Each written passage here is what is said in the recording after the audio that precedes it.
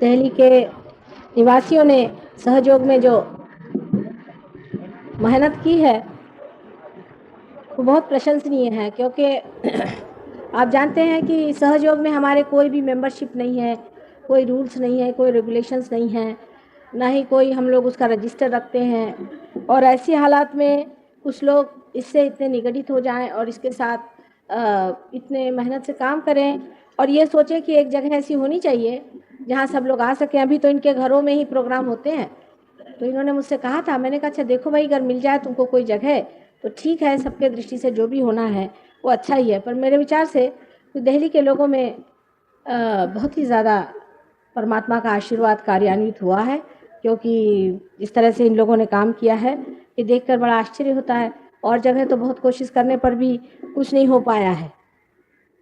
ये सब आप ही का अपना है, आप ही के लिए जगह बनी हुई है और आप ही वहाँ रहेंगे और आप ही उसको इस्तेमाल करें, उसका उपयोग करें। लेकिन ये ज़रूरी है कि एक उसका न्यूक्लियस होना चाहिए, एक जगह होनी चाहिए जहाँ गणेश जी की स्थापना होनी चाहिए। इस तरह की एक जगह होना ज़रूरी होती है, क्योंकि हर जगह के अपने अपने वाइब्रेशंस होते हैं।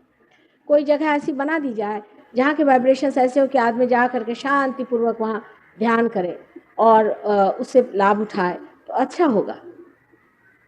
लेकिन मुझे कुछ इसमें ज़्यादा समझता नहीं है पैसे ऐसे के मामले में, इसलिए जो भी आप लोगों को इसमें कोई त्रुटि उटी दिखाई दे तो आप मुझे बता सकते हैं। अगर कोई गलती हो जाए, कोई गड़बड़ हो जाए, हालांकि आपको आश्चर्य होगा कि सहयोग को प्राप्त हुए लोग जो हैं वो इस कदर ईमानदार हैं, इतने ज़्यादा ईमानदार हैं कि समझ में नहीं आता है कि इनकी ईमानदारी की कोई तुलना किसी से कर सकते हैं या नहीं। किसी भी भय के बगैर ही इतनी ईमानदारी इनमें है और इतनी कर्तव्यपरायणता है और इतना प्रेम और इतनी समरसता आपस में है कि आश्चर्य होता है कि ये विभिन्न लोग हैं, विभिन्न धंधे वाले हैं, कोई सरकारी नौकर हैं, कोई कुछ है, लेकिन आपस में एक तरह का इतना प्रगाढ़ प्रेम और इतना आदर कि हम लोग सेंट्स हैं और सेंट्स को सेंट्स की रक्षा भी करनी चाहिए और उनकी प्रतिष्ठा भी रखनी चाहिए। इसका इतना ज़्यादा अंदर से विचार अंदर से आया हुआ है कि बड़ा आश्चर्य होता है। जैसे कि आपके यहाँ पर सुब्रमण्यम साहब हैं और इन्होंने बहुत प्रगति की, सहयोग में बहुत ज़्यादा प्रगति की। और हम देखते हैं कि लोग, जो आदमी प्रगति कर लेता है सहयोग में, उसको अपने ही आप मानने लग जाते हैं। हालांकि वो आदमी इतना प्रेममय होता है, वो कोई चीज़ को कुछ कहता ही नहीं, पर अपने ही आप ऐसे आदमी को मानने लग जाते हैं, क्योंकि उससे ऐसे अच्छे सुंदर से चैतन्य के वाइब्रेशंस आते हैं कि वो मानने लग जाते हैं उसको। वो समझ लेते हैं कि ये आदमी हमसे ज़रा ऊंची स्थिति पे अभी पहुंचा हुआ है और उसके लिए कोई कंपटीशन नहीं होती। उल्टे कंपटीशन यही होती है कि हम इनके जैसे कैसे होंगे, इनके जैसे अच्छे कैसे बनेंगे, इनके जैसे दाता कैसे बनेंगे। सहयोग का जो सबसे बड़ा लाभ है वो यही है कि हमारे अंदर आमूलाग्र बदल हो जाता है। जैसे ही हमारे अंदर प्रकाश आ जाता है वैसे ही हमारे अंदर आमूलाग्र बदल। जैसे कि आप देखते हैं अंधेरे में जब आदमी चलता है तो उसकी चाल ही नहीं समझ में आती, वो कभी इधर टक्कर मारता है, कभी उधर टक्कर मारता है। लेकिन जैसे ही प्रकाश उसके सामने आ जाता है वो जानता है कि उसे कहाँ जाना है, कैसे चलना है, मर्यादाएं जीवन की और सब चीज़ अपने आप बनने लग जाती है। वो स्वयं ही मर्यादा से दूर नहीं हटता है और हमेशा उसको एक तरह से उसके आत्मा के प्रकाश का आभास रहता है और वो उसे छोड़ना नहीं चाहता है। जिस जिस जिस क्षण उसे वो छोड़ देता है उसी क्षण वो देखता है कि उसके वाइब्रेशन छूट गए और उसकी शांति उसकी छूट गई, तो उसको चिपकता जाता है। जैसे कि किसी को अमृत मिल जाए तो फिर वो गंदे नाले में नहीं जाता। लेकिन ये घटना है, ये लेक्चर से नहीं होगा। मैं जानती हूँ इसका लेक्चर देने से कुछ नहीं होगा। ये पाने की बात है, जब आप पा लेते हैं और जब आपका वृक्ष इसमें बढ़ जाता है, जब आप उस स्थिति में पहुंच जाते हैं, तभी ये घटना होती है और तभी आप ऐसे हो जाते हैं। और इसका अनुभव आप लोगों को भी हुआ है, आप में से बहुतों को ये आप लोग पार हो चुके हैं और बहुतों को मिला हुआ है। और इसमें आपको भाषा भी जानना ज़रूरी है। अभी एक साहब ने मुझे फ्रेंच भाषा में चिट्ठी लिखी थी। मुझे तो फ्रेंच भाषा पढ़नी नहीं आती, मतलब पढ़ तो लेती हूँ पर समझ नहीं आती। सिर्फ वाइब्रेशन से मैं समझ गई कि इन्होंने कितना प्रेम उसमें भरा है। ये तो सिर्फ प्याले हैं, प्याले है शब्द, लेकिन उसके अंदर का जो सुगंध है, उसके अंदर की उस रस है जो अमृत है, उसकी तृप्ति से ही जो आनंद है वो कहीं अधिक ज़्यादा है जो कि सिर्फ प्याले देखने से होता है। अगर समझ लीजिए बड़े अच्छे प्याले बने हो, बड़े खूबसूरत प्याले बने हो और उसके अंदर गंदी सी कोई चीज़ भरी हुई, आप पीते ही साथ उसे थूक देंगे, वो प्याले से आपको कोई मतलब नहीं। और प्याले कैसे भी रहें, लेकिन अंदर अगर वो अमृत हो तो आदमी उसे पीते ही साथ उस अमृत पान से जो वो तृप्ति पाता है वो उन प्यालों से नहीं पाता।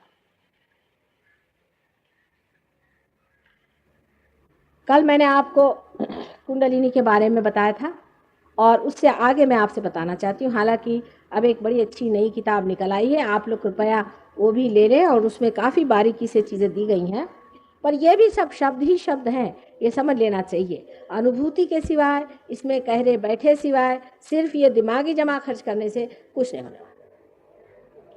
जब आपके अंदर अवेकनिंग होने लगती है तब अपने आप चेंजेस आने लग जाते हैं। जैसे कि मैंने आपसे कहा कि जैसे आपके अंदर नाभि चक्र की जागृति हो, तो पहली चीज़ ये हो जाती है कि आदमी में तृप्ति का स्वभाव आ जाता है, उसकी प्रायोरिटीज़ बदलती जाती है। एक साहब मुझे बता रहे थे कि माँ हमारे घर में तो कोई भी आता तो बैठता भी नहीं, 2 मिनट भाग ही जाता है, पता नहीं क्या हमारे घर में। और जैसे ही वो पार हो गए उनके यहाँ रोज़ ही लोग आने लगे, बड़ा आकर्षण उनमें आ गया। तो मैंने कहा कुछ फ़र्क आया तुम्हें, क्या बात है? कहने हाँ मेरी समझ में आई क्या बात है। कहने लगे कि हालांकि मैं I think you take him out somewhere, but हालांकि उन्होंने ये कहा कि जब लोग आते थे तो मैं कोशिश करता था कि उनको खुश करूं, उनको चीज़ें देता था, उनको मैं कहता था अच्छा ये लो, ये खाओगे, बैठो, लेकिन वो लोग पता नहीं कैसे ये समझ लेते थे कि मैं ऊपरी तरह से करा। और मेरी बीवी भी ये काम करती थी कि उनसे कहती थी आप ये खा लीजिए, ये भी ले लीजिए, पर कुछ चीज़ बचा लेती थी। वो लगता था उसको कि सब चीज़ सामने न रखे, कहीं सब रखे और सब खा गए तो कैसे होगा। और उसके बाद ये हुआ कि मैंने अपनी बीवी को भी देखा और अपने को भी देखा, कोई भी आता है तो हम दिल खोल के भाई आ गए, आओ बैठो, बिल्कुल इनफॉर्मल होके, अच्छा क्या खाओगे, अब ये ले लो वो ले लो, इस तरह से हम सारी सारी चीज़ उनके सामने रखते। और आश्चर्य है कि उनकी बीवी कहने लगी कि पहले मैं इतना बनाती थी, सब लोग इतना खाते थे, उनका मन ही नहीं भरता, और अब मैं थोड़ा सा बनाती हूँ तो लोग कहते हैं आपके हाथ में इतना स्वाद कैसे आ गया, इतना अच्छा बनाया, और उसको खाएंगे और उसके बाद इतने संतोष से जाएंगे। धीरे धीरे वही लोग फिर सहयोग की ओर आने लगे। ये नाभि चक्र की एक विशेषता है कि स्त्री के हाथ में अन्नपूर्णा का वरदान हो जाता है, और जब ये नाभि चक्र पूरी तरह से प्रज्वलित हो जाता है तो हजारों आदमी भी अगर खाने पे रहे, खाना खत्म नहीं होगा, संतोष बहुत हो जाएगा। लेकिन लोग अगर सोचे कि कितना बनाया तो ज़्यादा बनाया नहीं हो, लेकिन उसमें संतोष आ जाता है, आपके हाथ से संतोष के वाइब्रेशंस उसमें चले जाते हैं और आदमी उसे खुशी से खाने लगता है। नाभि चक्र से प्रेम बहुत उमड़ता है मनुष्य के अंदर, बहुत ही प्रेम उमड़ता है। उसको समझ में नहीं आता है कि मैं इनको कैसे क्या दूँ, किस तरह से मैं इनको अपना प्रेम दूँ। हम लोग तो कभी सोचते भी नहीं हैं, प्यार हमारे अंदर आता भी नहीं है, और आया तो भी हम अपना छिपा लेते हैं प्यार, कि कहीं ये ना सोच ले कि हम कुछ चीज़ चाह रहे हैं कि कुछ नहीं। नाभि चक्र के खुलते आदमी में इतना प्रेम उमड़ आता है कि उसको लगता है कि मैं ये दूं कि वो दूं, और एकदम खुल जाता है, एकदम खुल जाता है।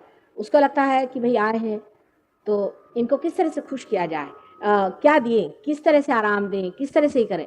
वो आर्टिफिशियल नहीं होता। हमेशा मानव कितना भी खुद आर्टिफिशियल हो जाए, दूसरे की भी आर्टिफिशियलिटी जानता है। ये आदमी कितना ऊपरी तरह से कह रहा है और कितना अंदर से कह रहा है, ये मनुष्य तभी पहचान लेते हैं। अपने देहातों में ज़रूर ऐसे लोग होते हैं कि वो खुश हो जाते हैं, उनके पास जाओ, और अगर उनको बहुत खुश करना हो, पहले ऐसे लोग होते थे, आजकल तो ऐसे लोग रहे नहीं।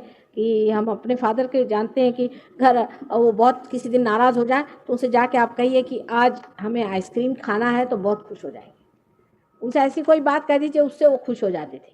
इस तरह की पहले लोग होते थे, और उस प्यार को और उसको देने में और खिलाने में और लोगों को आनंद देने में उनको बड़ा आनंद आता था।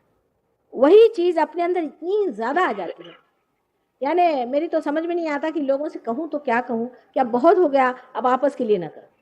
देहात में गए तो इन लोगों के लिए न जाने उन्होंने क्या क्या करके रखा, जितना भी कर सकते थे इनके लिए वहाँ कर। ये अंग्रेज लोग कहते हैं कि हमें कभी नहीं मालूम था कि आपके हिंदुस्तानियों में इतना प्रेम होता है। अब मैंने कहा तुम लोग नहीं हो, तुम में भी तो बहुत प्रेम आ गया है, उनमें भी आ गया है, तुम में भी आ गया है, सब प्रेम का आंदोलन चलता है। हम लोग ज़्यादा से ज़्यादा अपने बच्चे या बीवी या घर के 2-4 लोगों को प्यार करते, वो भी पता नहीं कितना करते, उसमें भी हमारा अपना बना ही रहता है। लेकिन समझ लीजिए बहुत दिन बाद अपना बेटा आ रहा हो लड़ाई से लड़के, तो फिर हमारा जी करता है कि अब मिले किस तरह से, तब एक बार आती है तबीयत की किस तरह से मिले। उतना ही प्यार सर्वसाधारण ऐसे मुलाकात में भी, अरे वो हैं चलिए उनसे मिल लें, वो यहाँ रहते हैं उनको देख लें, उनकी कोई तकलीफ है उसे उठा लें, ये है तो वो कर लें। इस तरह की चीज़ें इतनी अंदर में पनपती हैं क्योंकि अपनी आनंद की कल्पना ही बदल जाती है। देने में आनंद आता है, किसी के साथ करने में आनंद आता है। थोड़ी सी भी चीज़ हो तो आदमी बताता है कि ये कर दूं कि वो कर दूं कि ऐसे कर दूं कि वैसे कर दूं। और इसका आनंद हम लोग आजकल आर्टिफिशियली इतना कैलकुलेट करते हैं हर एक चीज़ को, उसे नहीं आ सकता। तो ये जो प्रेम है जो अपने नाभि में उभरता है, जो हमारे चित्त में फैलता है, इतना ये सर्वव्यापी है और इतना आनंददायी है, इतना शांतिमय है कि आपकी तबीयत खुश हो जाती लोगों से मिलकर। अब मैंने तो ऐसे भी लोग देखे हैं कि जो लोगों से बोर ही होते रहते लोग, हमेशा कोई आया तो फ़ोन पे कहते भाई हम नहीं है घर में, जाइए, भागते रहते, लोगों से भागते रहते सुबह से शाम। कुछ लोग होते भी बड़े बोर हैं, भागते रहते हैं, उसके बाद में अपने से भी भागते रहते हैं। को लगता है क्या करें, 2 आदमी बैठे हैं दोस्त, तो वो बीच में एक कॉमिक पढ़ेंगे, ये एक पढ़ेंगे वो एक पढ़ेंगे, या एक सिनेमा जाके साथ देखें, दोनों में कोई आदान प्रदान नहीं होता है। लेकिन सहयोगियों का ऐसा नहीं, ये लोग कुछ पढ़ते नहीं है, कुछ नहीं, जब साथ बैठे रहते तो सब शांति से अपने साथ बैठे आपस में मजा उठा।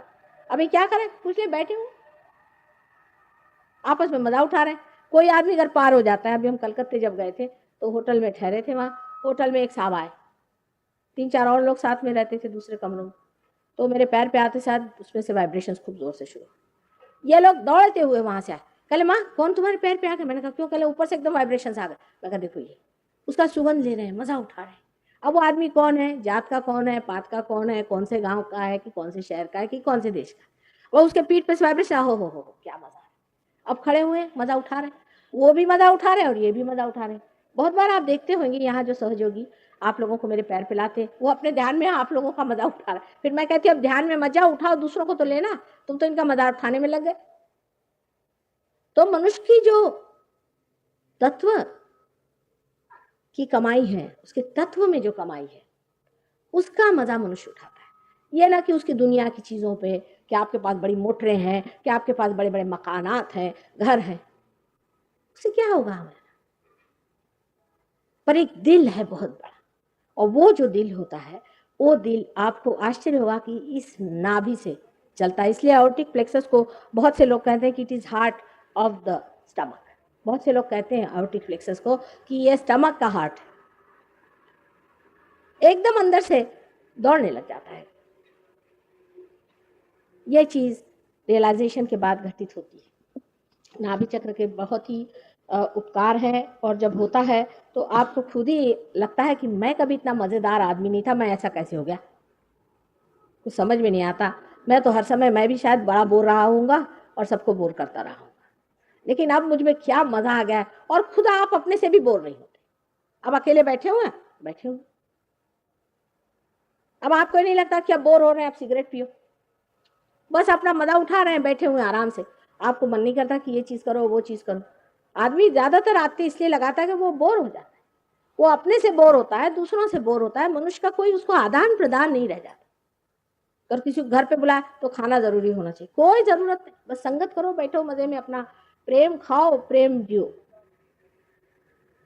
जो पहले आपको खाने पीने में, आपस के फालतू की चीजों में जो मजा आता था, उससे कहीं गुना अधिक सिर्फ बातचीत में, बातचीत भी नहीं हो, बैठे हुए संगति में बैठे, जैसे पता नहीं कब के बिछड़े मिले, शांति आपस में कर रहे। ये चीज आपको नाभि चक्र से मिलती है।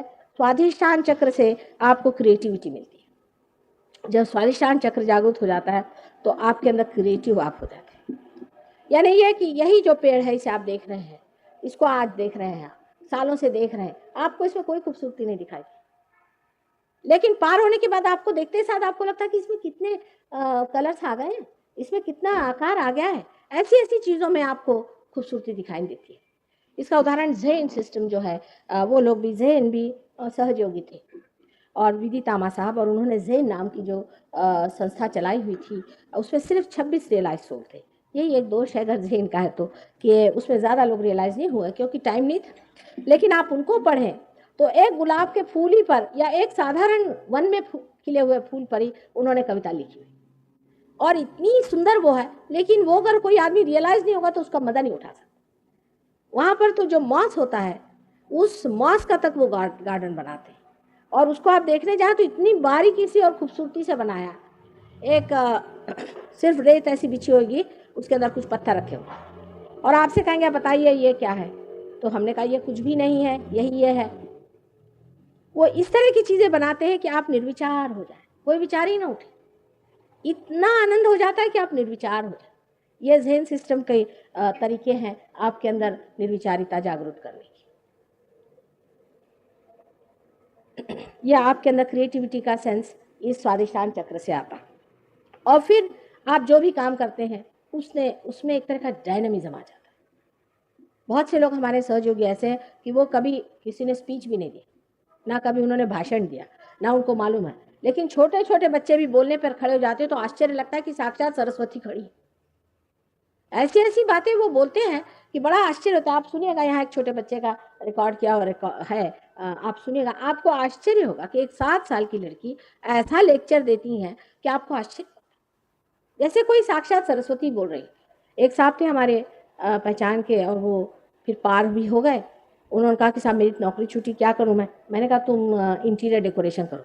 कहा क्या? मैंने तो कभी जाना भी नहीं कि ये कौन सी लकड़ी है, ये इसकी लकड़ी है कि उसकी लकड़ी। मैंने कहा तुम करो तो सही, सब में वाइब्रेशन देखना, सब समझ में आ जाएगा तुम्हारे क्या है। आपको आश्चर्य होगा, आज उनके पास बहुत बड़ा कारोबार हो गया। कभी उन्होंने लकड़ी को देखा नहीं था क्या? एकदम आदमी की जो सौंदर्य दृष्टि है बहुत बढ़िया। उसकी वजह ऐसी कि अगर आप एक आदमी झील के किनारे चले जाए और झील में बिल्कुल कोई भी एक भी तरंग नहीं उठ रही, तरंग नहीं, जैसे कि आपका मन हो जाता है थॉटलेस अवेयरनेस में आप इस तरह, तो जो कुछ भी उस झील के किनारे पर जो कुछ भी परमात्मा ने सौंदर्य सृजन किया है, क्रिएट किया है, पूरा की पूरा उस झील में। और इसीलिए जैसे ही आप सहयोग के बाद किसी भी सुंदर सी, समझ लीजिए आपने एक आज सुंदर सी चित्र की प्रदर्शनी देखी या कोई चित्र आप देखते ही साथ आप थॉटलेस अवेयरनेस में चले गए। और वो जो उसका जो आनंद जो एक सृजन करते ने या क्रिएटिव आदमी ने जो भी उसमें आनंद भरा हुआ, वो पूरा की पूरा आनंद ऊपर से और आप खड़े अभिभूत देखते रहते हैं उसे। अब क्या देखा उसे और क्या किया ये कुछ मालूम नहीं, बस उसका आनंद मात्र, शुद्ध उसका आनंद आपके ये आपको तब घटित होता है जब आपका स्वादिष्टान चक्र पूरी तरह से हो जाता है। सरकारी नौकरी में भी स्वादिष्टान चक्र बहुत पकड़ता है, और उसकी वजह यह है कि आप सारी जिम्मेदारी अपने खोपड़ी पे लेकर के सोचते हैं सारा काम। जब आपने सोचा कि हमारी जिम्मेदारी है और हमको ये करना ही है और दौड़ना है, वहीं आप काम से सहयोग में आपकी जिम्मेदारी नहीं रह जाए, आप देखते मात्र हैं ये हो रहा है वो हो रहा है, आप एक्टिव होते हैं पर अंदर से आप पूरी तरह से इनएक्टिव। आप देख रहे हैं ये चीज घटित हो रही, ये चीज नहीं हो रही, ये हो रहा है, नहीं। ऐसे कुछ उसके सूत्र जुटते जाते हैं कि देखते ही बनता है कैसे कैसे काम होता है। इसकी शक्ति जब भी संचालित होती है तो कहां से कहां आदमी पहुंच सकता है, बड़ा ही डायनामिक।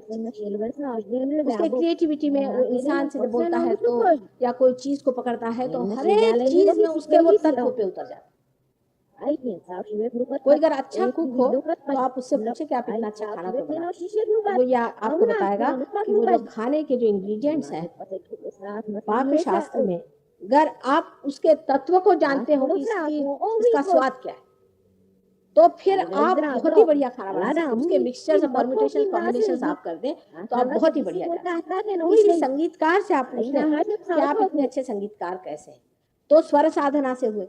स्वर साधना माने क्या कि हर स्वर का जो इसेंस है उसे हमने पकड़ लिया, उसके तत्व को आपने पकड़ लिया। मैंने आपने उस स्वर से पता चला कि स्वर को आरोह अवरोह में कब इस्तेमाल करने से कैसी इसकी जब उसको आपने तत्व को ही पकड़ लिया तब आप सब चीज को बनाने में कोई मुश्किल नहीं। हर एक चीज का एक तत्व और उस तत्व पे आप कभी उतरते जब आप अपने क्योंकि आप अपने तत्व पे हैं, आप सब चीजों के तत्व पे चले जाते हैं, इसलिए आपके अंदर बहुत क्रिएटिविटी बढ़ जाती है, बहुत ही क्रिएटिविटी बढ़ जाती है और आपको आश्चर्य होता है आपके कपड़ों का रंग, आपके रहन सहन का ढंग, सब में एक सौंदर्य आ जाता है। जरूरी नहीं कि बहुत से लोग होते हैं, हम देखते हैं उनके घरों में जाइए की चीज लगा करके, जैसे कोई गधे के ऊपर में आपने पैसे लगा मार जी घबराता है घरों को देखकर।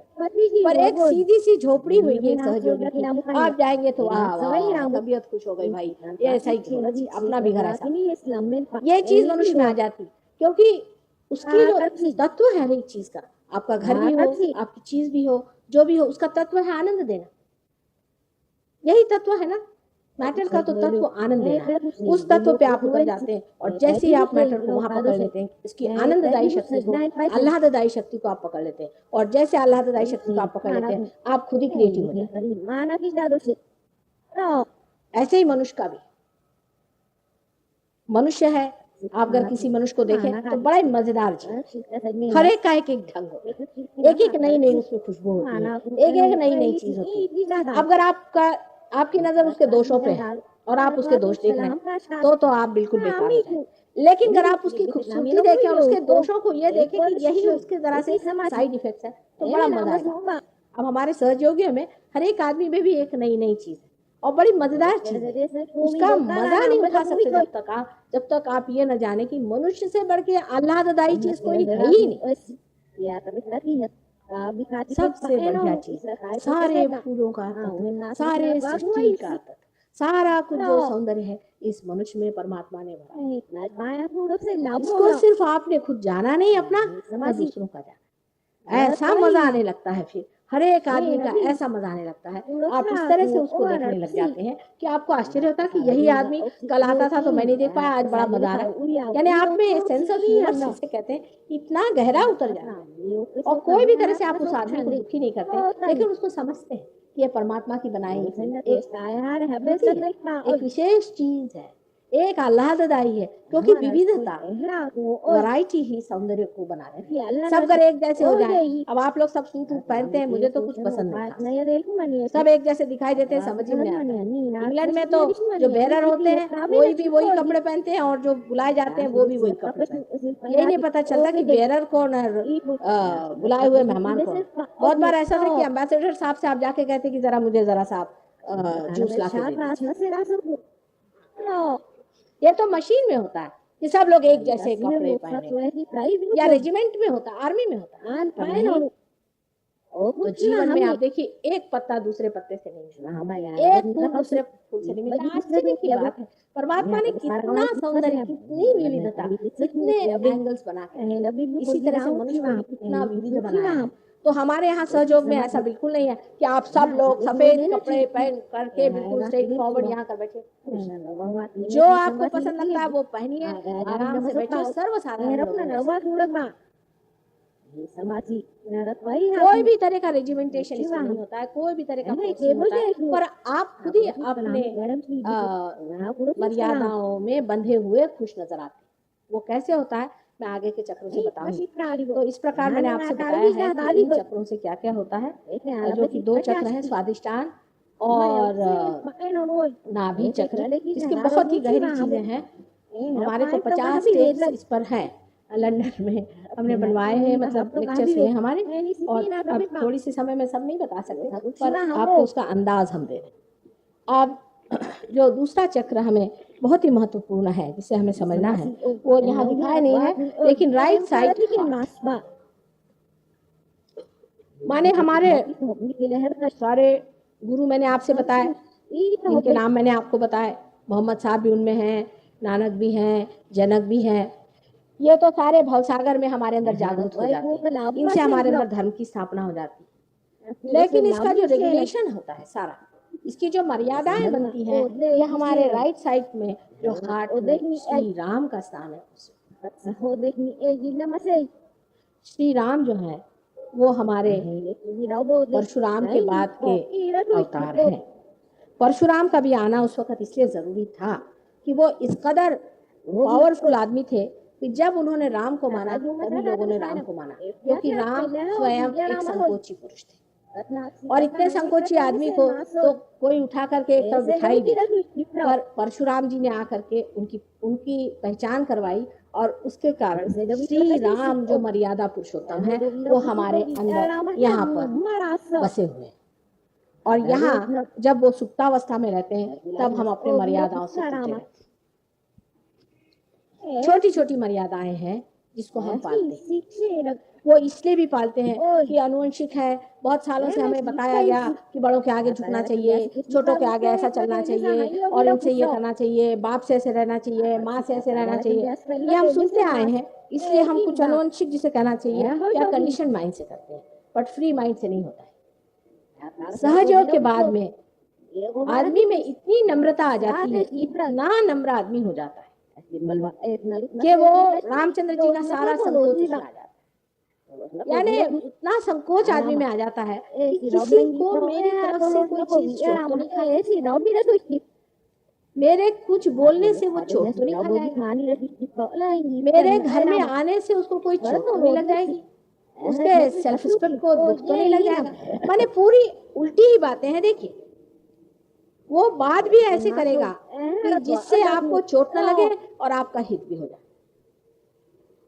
ऐसे मर्यादा में ये चक्र हमें बांधता है जो श्री राम चंद्र ने आलोकित किया हुआ। जब हमारे अंदर श्री राम जागृत होते हैं तो हम लोग सोचते हैं कि हमारे पिता कौन है, हमारी माता कौन है। हमारे लंदन में एक लड़की एक लड़का, उन्होंने अपने माँ से 19 साल तक उनका कोई पत्र व्यवहार नहीं था। पार होने के बाद एकदम इतना माँ के प्रति हो गया कि एक ऑस्ट्रेलिया चले गए और हालांकि माँ बाप अब भी काफी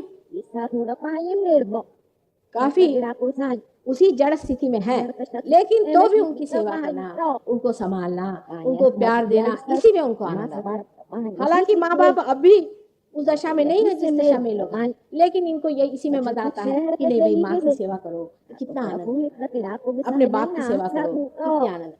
अगर किसी से कि नहीं अपने पिताजी की आज्ञा मानो, कोई नहीं मानने वाला। आप लेक्चर दें कहें, कोई नहीं। आजकल लोग कहते हैं कि प्रोफेसर्स को भी लोग नहीं मानते, टीचर्स को नहीं मानते, बड़ों को नहीं मानते, क्योंकि मर्यादाएं। हमारे देश की विशेषता है कि अभी भी हालांकि बिल्कुल हम लोग काफी गए बीते हो गए, अभी मर्यादाएं बनी। अब कोई है जैसे अभिनंदा जी आए, समझ लीजिए अपने देश के प्राइम मिनिस्टर रह चुके हैं, तो हमारे लिए माननीय है वो, चाहे जैसा भी, और चाहे माता जी हो चाहे कुछ भी हो, लेकिन हमसे बुजुर्ग हैं और रह चुके हैं तो हमारे लिए माननीय है। उनका मान करना हमारा कर्तव्य है और ये अच्छा लगता है। बड़ों का मान करना बड़ा आनंददायी होता है। जैसे हमारी नंद है, उनके पैर छूना, उनकी सेवा करना बड़ा आनंद आता है। बुजुर्ग है उनको सुख देना, छोटी छोटी चीजों से तो बुजुर्ग लोग खुश हो जाते हैं। सिर्फ जरा उनसे मान कर लीजिए उनका। हमारे खानदान में 100 आदमी है, 100 जो इकट्ठे रहते हैं, बड़ा भारी घर है और हम दोनों ज्यादातर बाहर ही रहते हैं।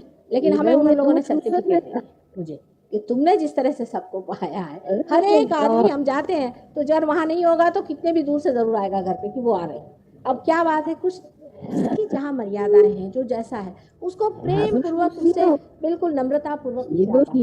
बच्चे हैं उनको दुलारिए, बड़े हैं उनको इज्जत करिए। एक छोटी सी चीज अगर कोई कह भी दी उन्होंने बात, कोई इतनी बात तो कठिन कहता नहीं कि वनवास जाओ।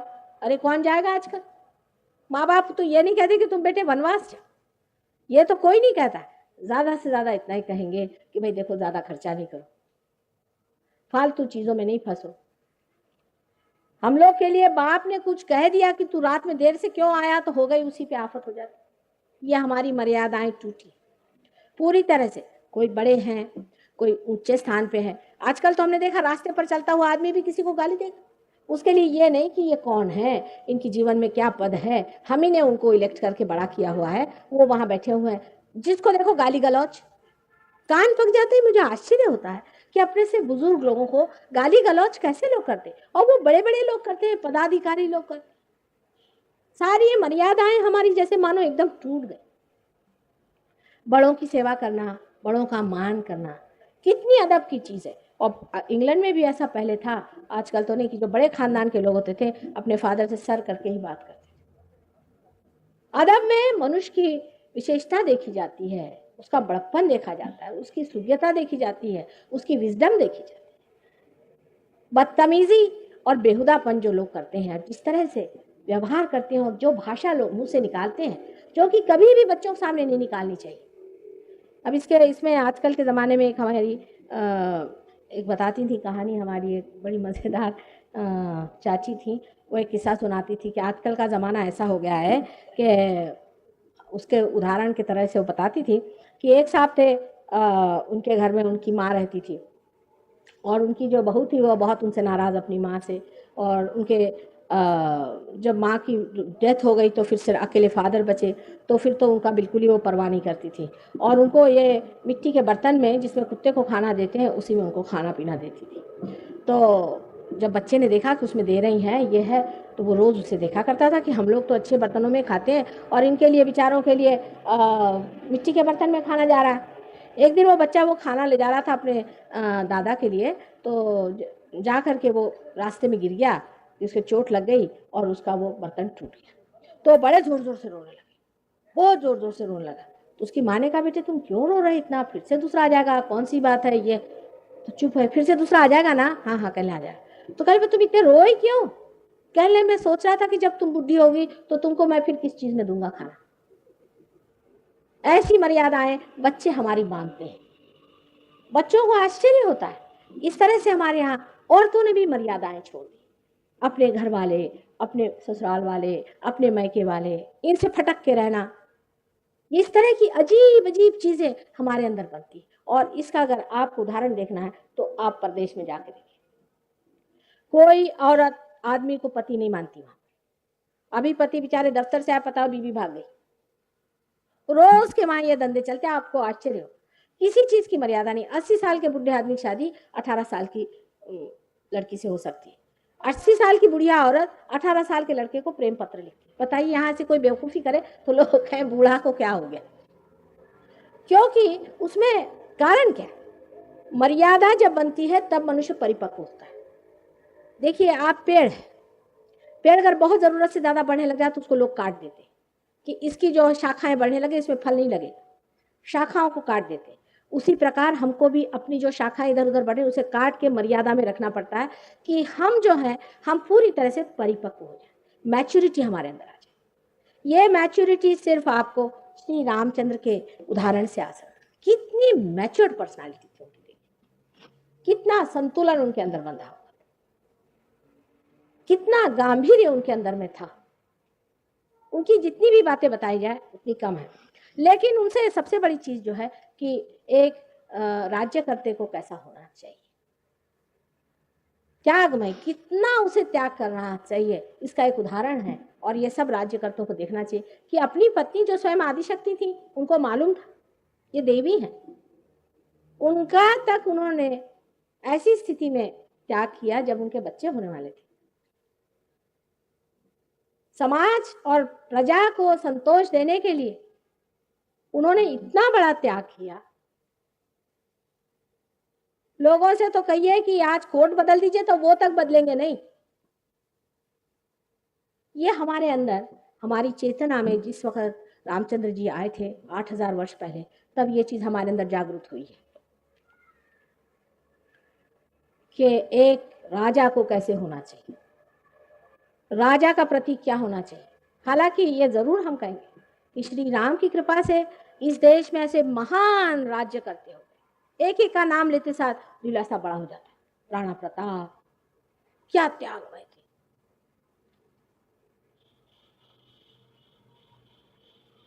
शिवाजी, एक से एक राजा महाराजा यहाँ हो गए हैं जिनका का नाम लेते ही आदमी को लगता है वाह, क्या आदमी का नाम ले लिया। इंग्लैंड में और अमेरिका में ऐसे बहुत कम हुए, लेकिन तो भी वहां आपको मैं बता सकती हूँ कि अब्राहम लिंकन, इतना बड़ा आदमी था अब्राहम लिंकन, इतना बिल्कुल सही चलने वाला, तत्वनिष्ठ, और कोई भी गंदगी उस आदमी में नहीं थी, मैच्योरिटी उसके अंदर पूरी तरह से प्रगल्भित, और एक बड़ा बढ़िया इंसान था। लेकिन अब अमेरिका ऐसा आदमी नहीं बना सकता, ना रशिया बना सकती है जैसे जैसे इनके हो, क्योंकि सबकी मर्यादाएं टूट गई। सबसे बड़ा अचीवमेंट हमने ये किया कि अपनी मर्यादाएं तोड़ दी, और इसको हम सोचते हैं स्वतंत्रता।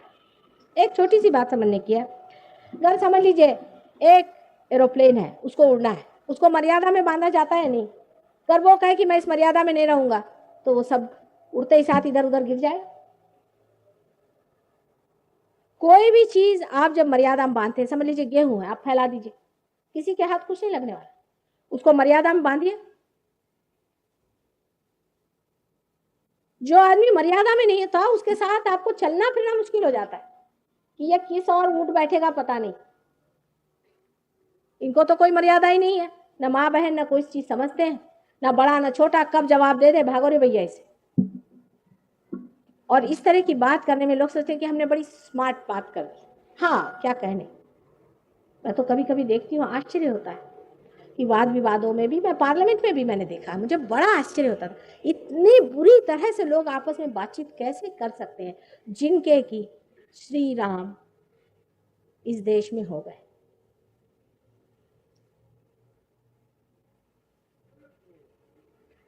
उनके बहुत हमारे ऊपर अनंत उपकार है, और जिस इंसान के अंदर ये जागरूक हो जाता है, वो एकदम मर्यादा को प्राप्त होता है। हमारे सहयोग में भी ऐसा ही है, जब लोग प्राप्त होते हैं इसको, तो अपने आप उन्हें मर्यादा आ जाती है। अब अगर कभी आए, कहेंगे बेटा आज टाइम नहीं, मेरे पैर नहीं छू, बस ठीक है, बैठ गए। कुछ कहने की जरूरत ही नहीं उनको, बस इशारे पे देखते रहते हैं उसमें क्या उनका गया और उन्होंने क्या खोया। और जो ऐसा नहीं भी करते हैं, अपने माँ बाप से इस तरह से बर्ताव रखते हैं, उन्होंने क्या पाया। उसी तरह अनुशासन का भी है। अनुशासन में अगर आप लोग सोचे कि हम इन डिसिप्लिन से रहें और माँ चीखें और चिल्लाएं और आफत मचाएं, तो आप अपनी मर्यादाओं को तोड़ते हैं। उसे क्या मिला, क्या मिलता है।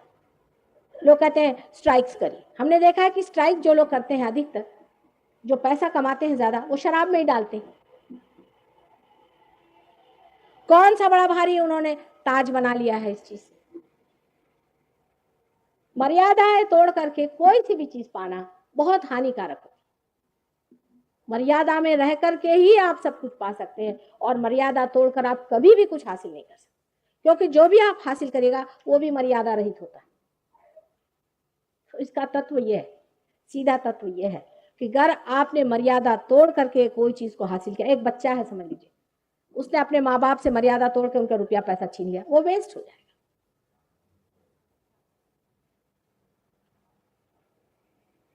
आप करके देखिए इस चीज को कि आप मर्यादा में रह के देखिए। हमने तो देखा यह है कि जो आदमी विनम्र है, जो आदमी मर्यादा में है, वो इतना ऊंचा उठता है, क्योंकि उसकी नम्रता ही उसका सौंदर्य है, और उसकी मर्यादा ही आपको उसके प्रति एक तरह से आकर्षित करती है। जिस आदमी मर्यादा नहीं, पता नहीं कहां से कौन नौक आपके चुभ जाए। आप कोई नुकीले पत्थर में बैठना चाहेंगे?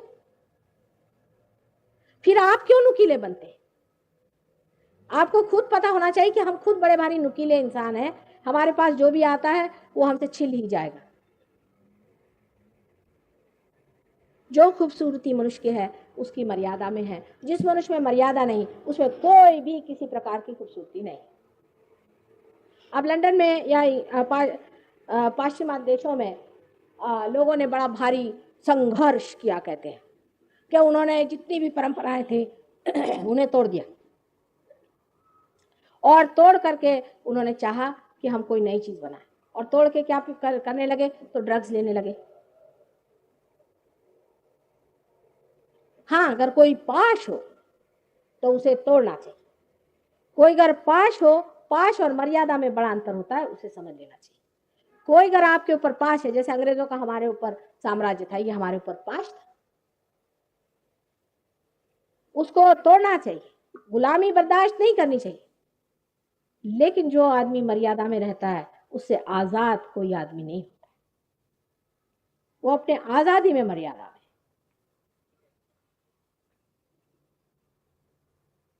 क्योंकि वो आजाद है इसीलिए नम्र है। जो आदमी को सेंस ऑफ इनसिक्योरिटी रहती है और जो हमेशा कमी महसूस करता है वो हमेशा हावी रहता है दूसरे में। श्री राम, जिनका नाम लेने से हमारे हृदय चक्र छूटते हैं, उनकी पत्नी सीता जी स्वयं साक्षात आदिशक्ति का अवतरण है। इन्होंने और भी अवतार बाद में लिए, तब उनको वनवास जाना पड़ा। लोग सोचते हैं कि जब वो इतने भगवान थे तो उन्हें वनवास क्यों जाना पड़ा। ऐसे लोग कभी भी वनवास वगैरह नहीं जाते, वो जहाँ भी जाते वहाँ होते हैं। जैसे आज आपसे हम बात कर रहे हैं, अभी यहाँ है, हम बात कर रहे हैं, यहाँ नहीं है तो लंदन में है। वनवास क्या होता है? यहाँ पिंडौल है, इसके नीचे में है, नहीं है तो पेड़ के नीचे में है। ऐसे लोगों का कोई भी वनवास वगैरह नहीं होता है, वो जहाँ भी होते हैं होते हैं। उनके लिए उनका वातावरण और ये कुछ महत्वपूर्ण नहीं रखता। फिर वो क्यों गए? एक सोचने की बात है कि वो अपने राजमहल में रहते, ये सारा नाटक क्यों रचा है? सीता जी बेचारी, जिन्होंने कभी भी नंगे पैर चली नहीं, उनको सारे दूर नंगे पैर क्यों ले गए वो? उसकी वजह है इस देश के हर जगह में अपने वाइब्रेशंस पहुंचाने के लिए वो पैदल गए। सीता जी जब चलती थी तो उनके पैर के वाइब्रेशंस हर जगह पहुंचते थे, जो सारे देश भर में पहुंच जाए। सबसे बड़े टूरिस्ट अपने श्री रामचंद्र जी थे, यहाँ तक कि वो बैंकॉक आदि जगह से भी हुआ। तब अपनी हिंदुस्तान की जो भूमि थी इस तरह से जुटी हुई थी, बाद में ऐसी अलग हो गई, इसलिए वो इधर से उनको जाना पड़ा बैंकॉक आदि होकर के। ये सारा इसलिए नाटक रचाया था कि ये सारे देश भर घूम सकें और हर जगह जा करके अपने वाइब्रेशंस छोड़। सीता जी की नहानी एक जगह बनी हुई है राहुरी के पास में, मैं वो देखने गई थी, दूरी से पता हो रहा था कि इनकी नहानी है। इतने वाइब्रेशंस वहाँ रहे थे, इतने वाइब्रेशंस आ रहे थे और इतने अजीब तरह से वहाँ पानी बहता है कि समझ में नहीं आता कि नेचर से भी इस तरह से पानी कैसे वहाँ आ गया और किस तरह से हो रहा। सब बड़ी अजीबोगरीब चीज़ है, लेकिन सबसे बड़ी चीज़ है वहाँ वाइब्रेशंस, क्योंकि जब वो वहाँ रही तो उनके सारे वाइब्रेशंस वहाँ। ये सहज में वाइब्रेशन बांटने का तरीका था। अगर उस वक्त इन्होंने वाइब्रेशन नहीं बांटे होते तो आज हमारा सहयोग जम नहीं सकता, क्योंकि आज भी भारत में लोग नंगे पांव चलते। इस देश का कण कण वाइब्रेटेड है, शायद आप नहीं जानते। अगर आप पार हो जाएंगे, लंदन से आते वक्त हमने नीचे झांक के देखा, मैंने कहा हिंदुस्तान आ गया। तो इन लोगों ने कहा कि माँ कैसे जाना? मैंने कहा देखो वाइब्रेशंस दिख रहे हैं। वाइब्रेशंस ऐसे स्वल्प विराम जैसे चिक चिक चिक चिक ऐसे दिखाई देते। मैंने कहा देखो दिख रहा है। ये लोग भी कह रहे हाँ माँ हिंदुस्तान आ गया। एकदम वाइब्रेशंस बता। किस भूमि पर आप बैठे हैं? जिस भूमि को श्री राम ने अपने पांव से चैतन्य में किया, उस भूमि में आप बैठे हैं, उस चैतन्य को आप पालें। उनका जो भी त्याग है उनके लिए वो नाटक मात्र है, ये बात जरूर है। उनके लिए इसमें कोई अर्थ नहीं। उनको त्यागना क्या और पकड़ना क्या? अरे भाई जिसने पकड़ा ही नहीं उसका त्याग क्या होता है? जो कोई पकड़े हो वही तो त्याग करेगा।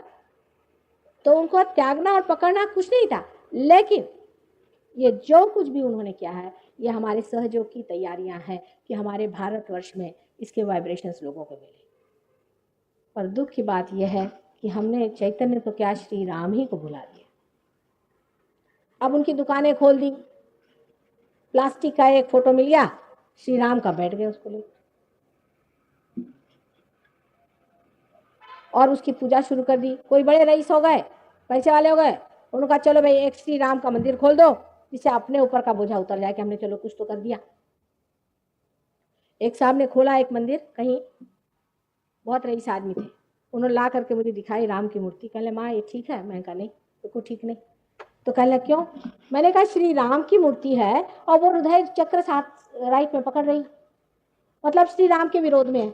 तो कहले इसका क्या डायग्नोसिस हुआ? मैंने कहा डायग्नोसिस ये हुआ है कि जिस आदमी ने बनाई है वो उसने अपने पिता से बहुत ज्यादती करी, इसका ये डायग्नोसिस है। आपको आश्चर्य होगा, उसके बाद उन्होंने 1 महीने भर बाद बताया कि वो आदमी पकड़ा गया, उसने अपने पिता का खून किया था। श्री राम की मूर्ति वही आदमी बनाए जिसने अपने पति को या अपने पिता को रामचंद्र जैसे माना है। बाकी किसी को यह अधिकार नहीं कि आया वही बना रहा है अपने। जो आदमी अपने पिता की सेवा नहीं कर सकता वो रामचंद्र जी की मूर्ति नहीं बना सकता, उसको अधिकार नहीं है। लेकिन जब उसने अपने पिता की बहुत सेवा की है, पिता को आनंद देते हुए अपने में आनंद उठाया है, वो अगर कैसी भी मूर्ति बनाए वो इतनी सुंदर होगी कि उसके वाइब्रेशंस, उसकी आनंददायी शक्ति संपूर्ण होगी। चाहे वो मार्बल की ना हो, चाहे वो मिट्टी की, उसमें चैतन्य होगा। उसको देखते ही लोगों के मन में भी अपने पिता के प्रति आदर होगा, क्योंकि श्री राम हमारे पिता हैं, वो हमारे पिता स्वरूप है। जिस वक्त आपका ये चक्र पकड़ा जाता है तो इसका ये अर्थ होता है कि या तो आप अपने पिता से रुष्ट हैं, पिता के प्रति कर्तव्यपरायण नहीं है, और या तो आपके पिता की मृत्यु हो गई है, आप उससे दुखी हैं, कोई ना कोई पिता का संबंध है। और ये भी होता है कि आप अपने बच्चों के प्रति अच्छे पिता नहीं। पिता का स्थान जो है वो आपका यहाँ पर राइट साइड में हार्ट में होता है। अगर ये स्थान आपका बिगड़ा हुआ है तो उसके ऐसे अनेक अर्थ निकलते हैं। इसके बिगड़ने से पहली विकृति क्या आती है? माने अनेक तरह से होता है। माने आपके पिता की मृत्यु हो गई है जो कि अकस्मात हुई और आप अभी उनके लिए परेशान हैं, तो वो अभी मंडरा रहे हैं। हो सकता है कि आप अपने पिता से बहुत दुष्ट व्यवहार कर रहे हैं, हो सकता है कि आप अच्छे पिता नहीं हैं, हो सकता है कि आपके पिता रहे ही नहीं, आपने पिता तत्व जाना ही नहीं। ये पिता का जो तत्व है ये हमारे अंदर किसी भी तरह से सुप्त हो सकता है। इसके इफेक्ट में क्या आता है? अगर किसी आदमी को निमोनिया हो जाए तो ये चक्र पकड़ता है। अगर किसी को अस्थमा की बीमारी हो जाए तो अधिकतर यही चक्र पकड़ा रहता है। आश्चर्य की बात है, 2 चक्र हैं जिसमें हमने देखा अस्थमा पे आता है, पर अधिकतर आदमी लोगों में यह चक्र तब पकड़ा जाता है जब पिता का तत्व किसी तरह से दुखित है। पत्नी के कहने से पिता का अपमान करना, अपने बच्चों के सामने पिता का अपमान करना, या आपका अपने बच्चों का अवमानित करना, अपने बच्चों को निग्लेक्ट करना, ये सब चीजें इस चक्र में अति सूक्ष्म दिखाई देती। अब इतनी सूक्ष्म होती, मैं आपसे बताऊं कि एक साहब थे तो वो बड़े जरा ज्यादा ही मॉडर्न थे, तो उनके बच्चा होने वाला था तो उन्होंने अबॉर्शन करवा लिया। तो उन्होंने कहा कि भाई ये क्यों कराया तुमने? कह लें इसलिए कराया कि हमने सोचा ज़्यादा बच्चे होंगे तो हमें परेशानी होगी, हम लोग घूम फिर नहीं सकेंगे, अभी हमारे घूम फिरने के दिन है, इस वक्त में ये क्या करें। और उनका ये चक्र इतना पकड़ा है, इतना पकड़ा है कि उनका घूम फिरना बंद था, उनके श्वास लग गया।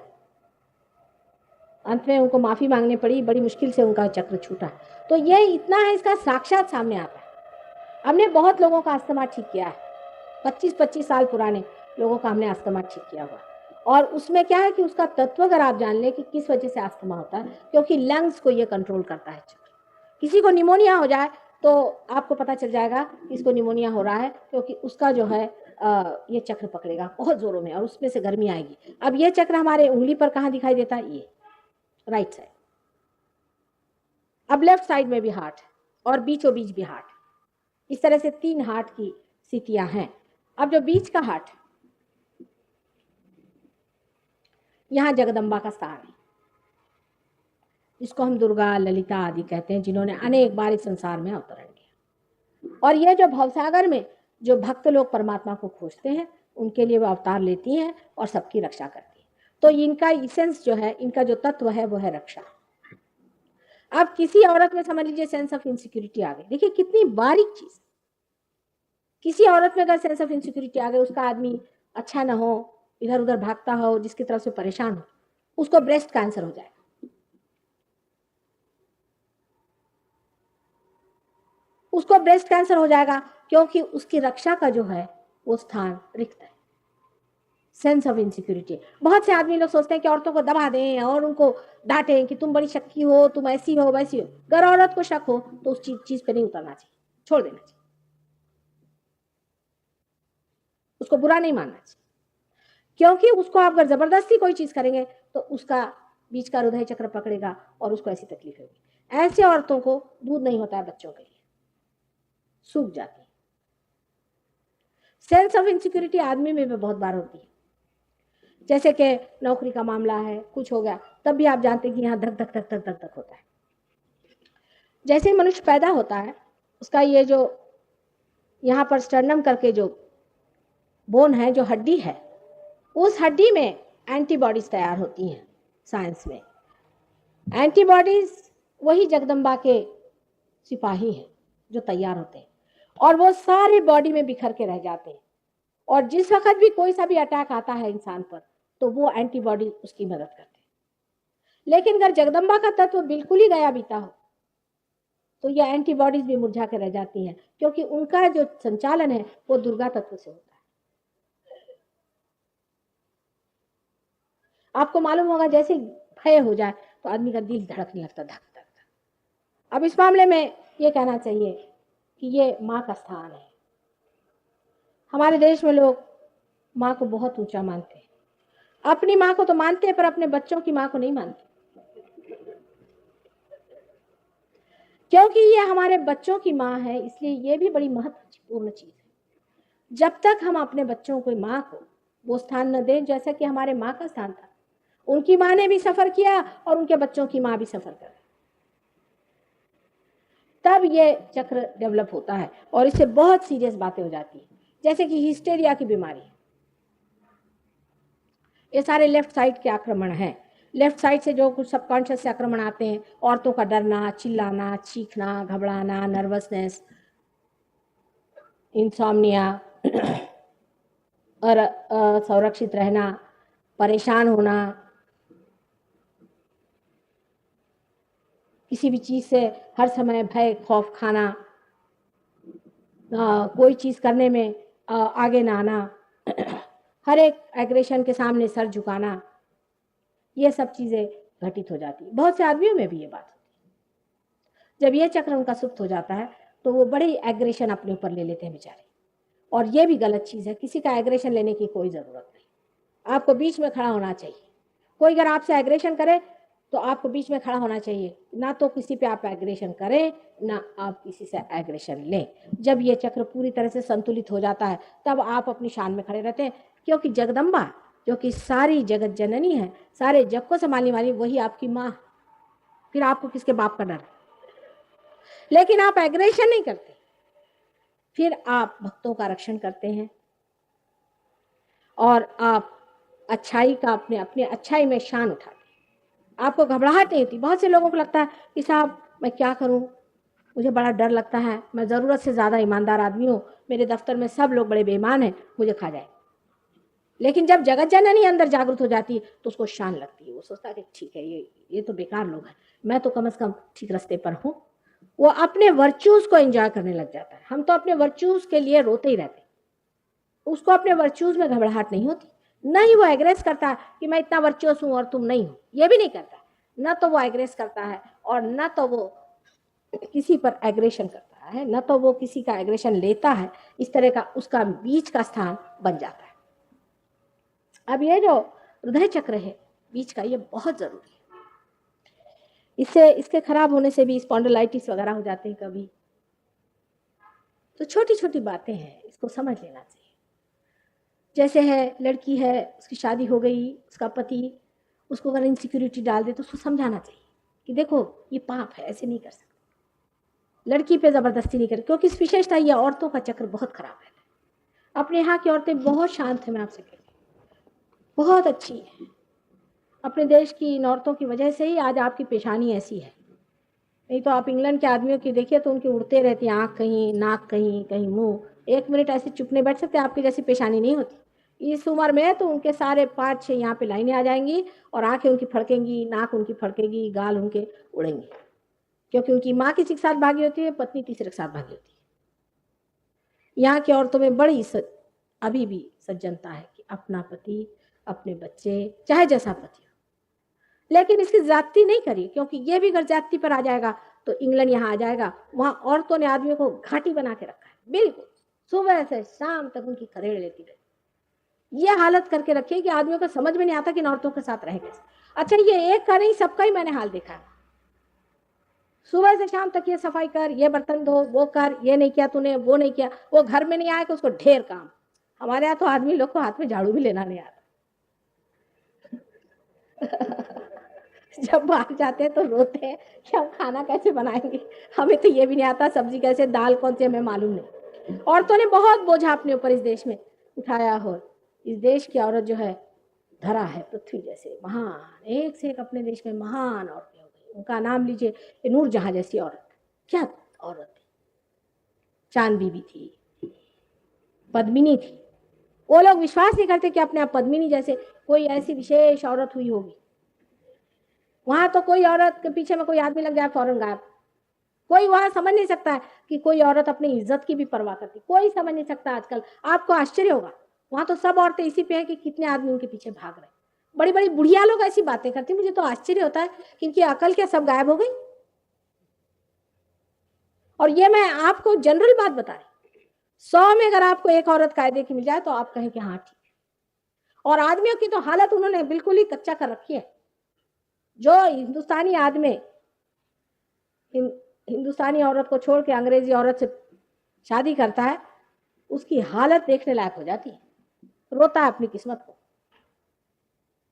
हालांकि वो अच्छी बात नहीं, लेकिन इस महान आत्माओं का आपको अपमान नहीं करना चाहिए, उनका मान रखिए।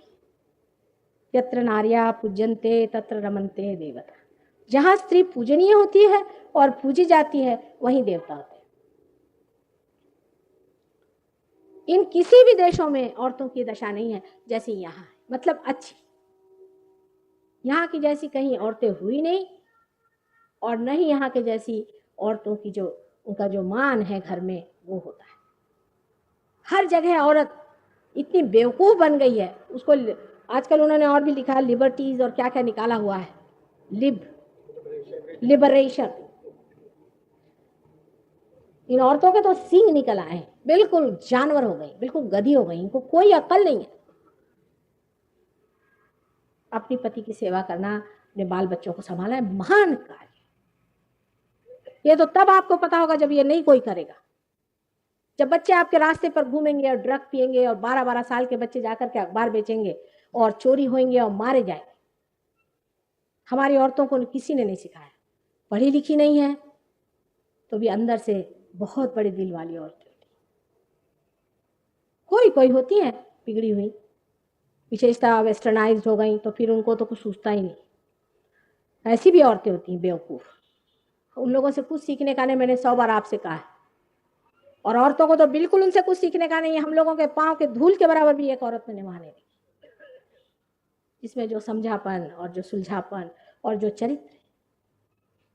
आपको बहुत अपने पे गर्व करना चाहिए कि आप ऐसे माँ के बेटे हैं जो चरित्रवान थी, और ऐसे पत्नी के पति हैं जो चरित्रवान हैं। क्योंकि वो चरित्रवान है, उनकी बहुत इज्जत करनी चाहिए। पर हम लोगों के यहाँ नई फैशन चल पड़ी, दुष्चरित्र औरतों का बहुत माना जाता है। एक औरत दुष्चरित्र आ जाए, सब उसी पीछे दौड़ने लग जाते हैं। ऐसे बैल आदमी पता नहीं इस देश में कहां से पैदा हो, ऐसे कभी भी यहाँ नहीं थे। ये कोई 25-30 साल में बहुत ही ज्यादा ऐसे बैल आदमी पैदा हो गए, मैं आपसे बता रही। हम लोगों के जमाने के जो जवान लोग होते थे, आंख नीचे करके चलते थे। उन लोगों को कभी सोचता भी नहीं था कि दूसरी औरत क्या है क्या नहीं, अपनी पत्नी माने अपनी पत्नी। पर आजकल जो ये बैलपना आ गया है, इस बैलपना से आपकी भी बीवी ऐसी हो जाएगी कि जो एक गाय होती है ना लात मारने वाली, उस तरह की हो जाएगी। अब वो होना ही है, उसके आप पीछे पड़े हो। आपकी बीवी नहीं होगी तो आपके लड़के की बीवी होगी। यही मर्यादाएं हैं जिसे बांधना है और जिसे संभालना है, और वही है कि हृदय में अपनी पत्नी का स्थान है, अपनी माँ का स्थान है। सबसे बड़ी चीज़ है लेफ्ट साइड का हार्ट।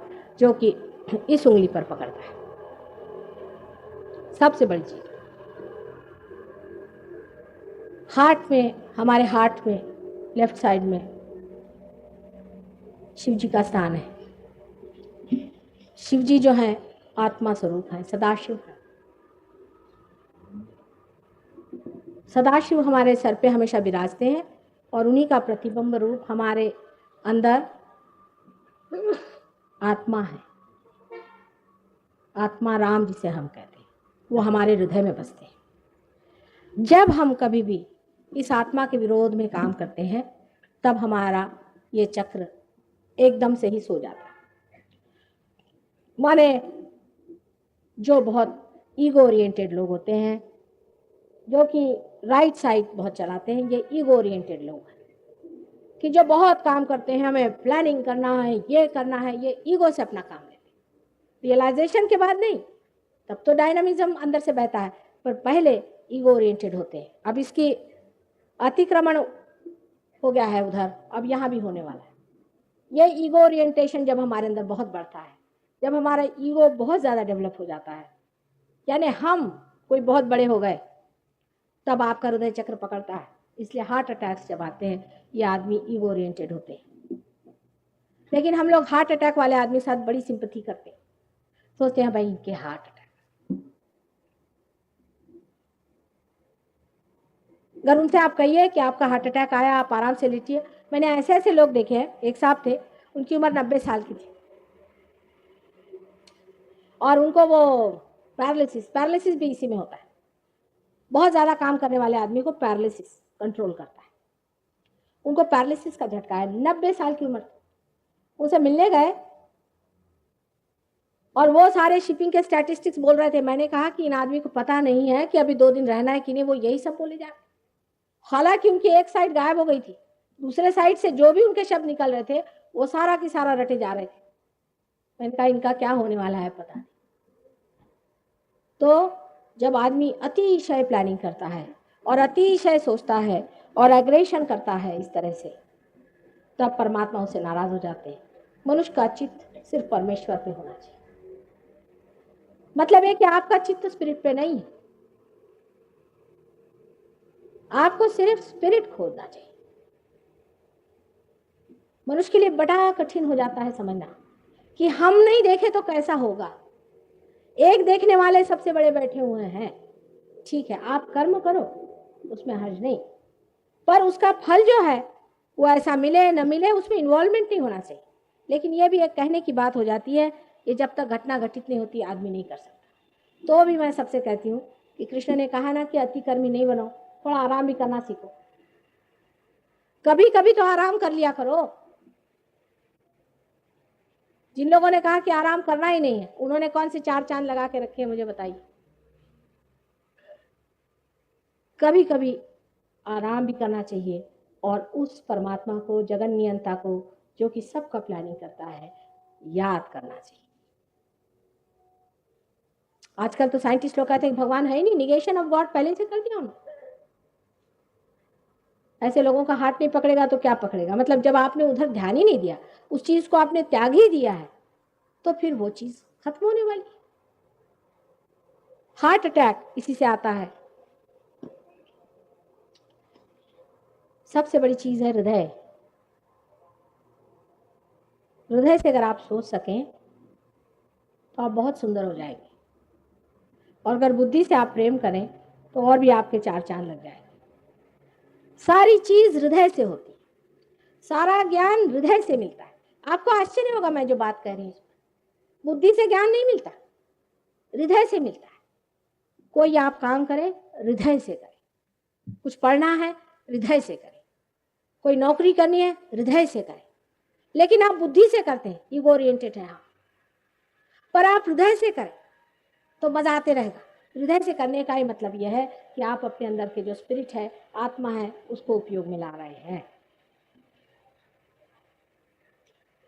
कोई भी आदमी बात करता है, समझ लीजिए आपके सामने कोई आदमी लेक्चर दे रहा है और वो अगर हृदय से नहीं दे रहा है तो आप जानते हैं कि ये बकवास चल रही है, इसके मन में कुछ है नहीं।